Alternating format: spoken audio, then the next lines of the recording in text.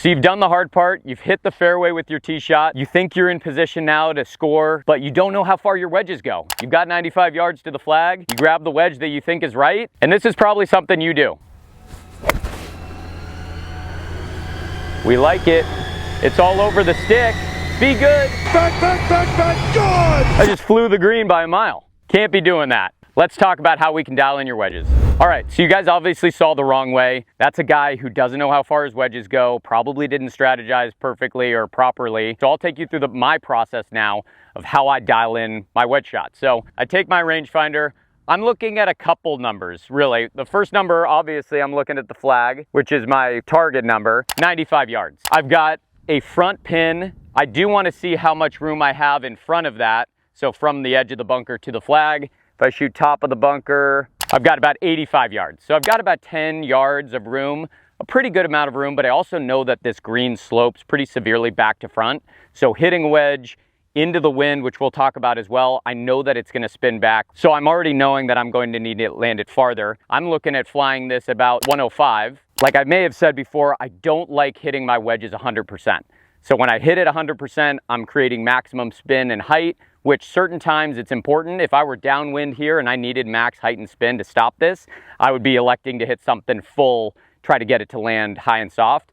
On this shot, I'm trying to just control trajectory. I'm trying to land it in there really with minimal spin. I'm gonna be looking, again, more at that 105, 110 number with the flighted 50. I like the trajectory. Landing spot's pretty good, a little bit past it.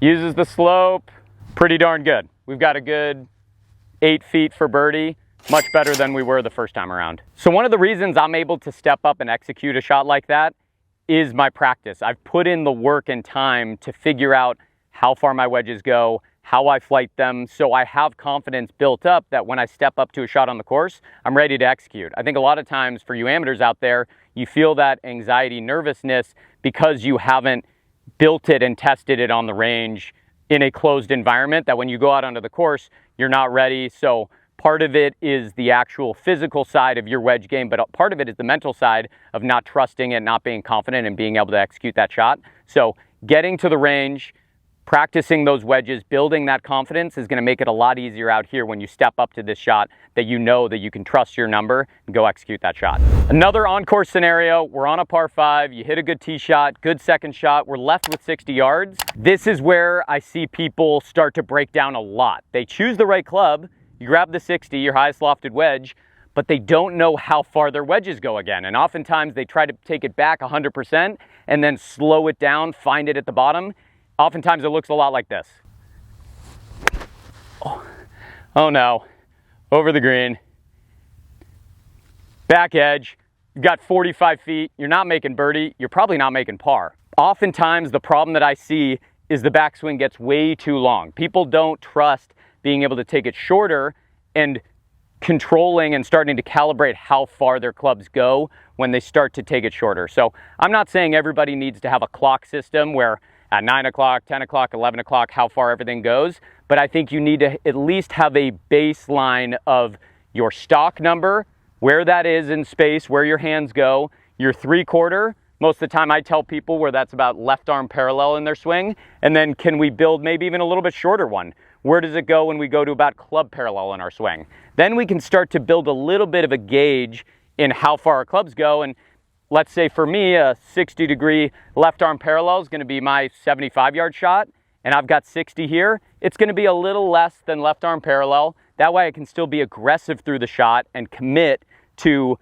my impact without having to stall at the bottom, feeling like I have too much energy, too much force into the ball and having to save it at the bottom. I want to be committed to being able to strike that ball with the same texture and impact conditions that I do with my other controlled wedges, and I'm not trying to save it and stop at the bottom. So it should look a little bit more like this. So I'll practice in my practice swings, feeling out where I'm going to stop to. So me, it's going to feel, yeah, maybe just under left arm parallel, and that good tempo and rhythm.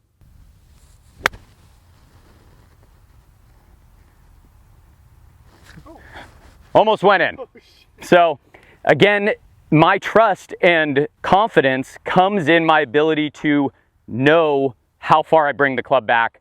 I can feel confident in how it's going to work through impact. But if you guys aren't practicing your wedges, you're just gambling out here. You're just taking it back and trying to just hope that it works out at the bottom. So I would highly recommend you guys develop some type of system that you can trust, whether it's hands at shoulder height, or whether it's left arm parallel, or it's where the club is in space. So something that's going to calibrate how far your clubs go, and then utilizing some type of launch monitor to give you feedback. On the course, it's great. I can go up there and see where that divot landed and step that off in relation to where the pin is, so I have a clear exact number of what my carry number is.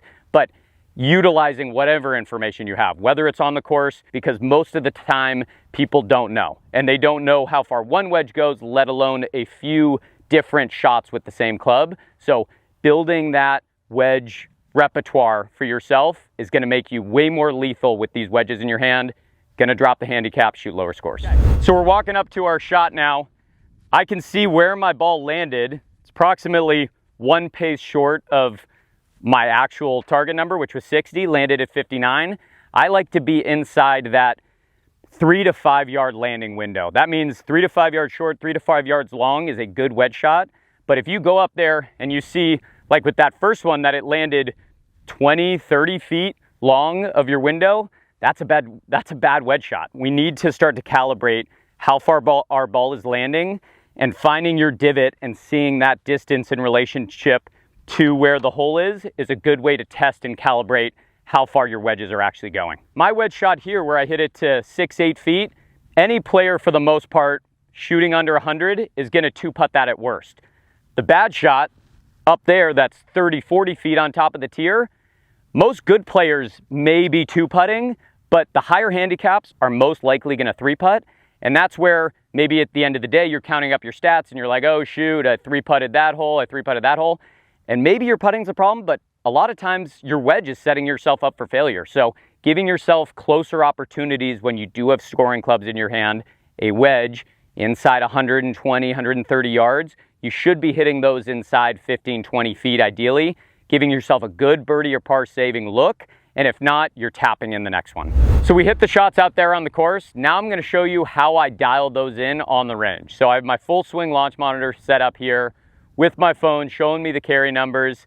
I'm gonna go through first just my stock number. So I have my baseline of where I take it at the top of my backswing, my rhythm tempo that produces my carry number, which should be at about 90 to 93 yards is typically my stock with a 60 degree.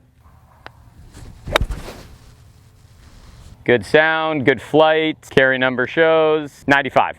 So yeah, went a little bit farther, caught that one nicely. Good on my stock carry. It's hot out here, ball's going a little bit farther. Now when we go into bringing down the yardage, like I talked about before, I don't want to take it back to my same checkpoint at the top of my backswing. I want to get comfy with those checkpoints lower in my backswing. So my next checkpoint I like to go to is the left arm parallel. That to me feels like about my 3/4, and then I can gauge higher or lower based on how much more I need to give it or how much less. So let's see my left arm parallel. To me, when I'm typically doing it, it's around my 75, 80 yard shot.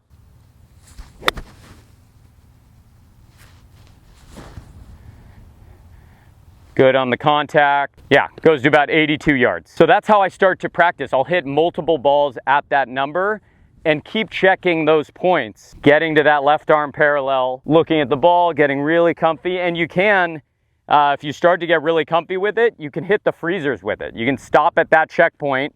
So I'll hit a little freezer here right at left arm parallel.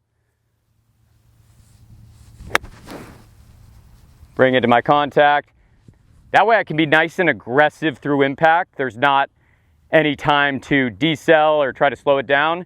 And that ended up being perfect right at about 75 yards. This is the process that I do when I'm dialing in my wedges, and it's gonna change week to week, month to month, as far as how fast you're swinging it, how the body's moving. So if you can keep calibrating pretty often, get a launch monitor. If you have a buddy that has one, just to be able to get something where you can calibrate these numbers and then write them down. What my stock number is with the 60, what my stock number is with the 55, what my left arm parallel with the 55 is, what my 3/4 or what my half 50 degree is. Then you have those numbers written down that you can go back in and adjust if anything changes. And when you go onto the course, you can be confident knowing, okay, I'm at 110 yards, I know that this is this club at this length. And then it may change given if you're hitting into the wind, you need to take a little bit of spin off. Then we go to the 50 degree. That's how we start to build a really strong wedge game, a tour wedge game that for you guys, we just need to be not throwing away shots, but we also need to be scoring. We need to be getting those up and down to save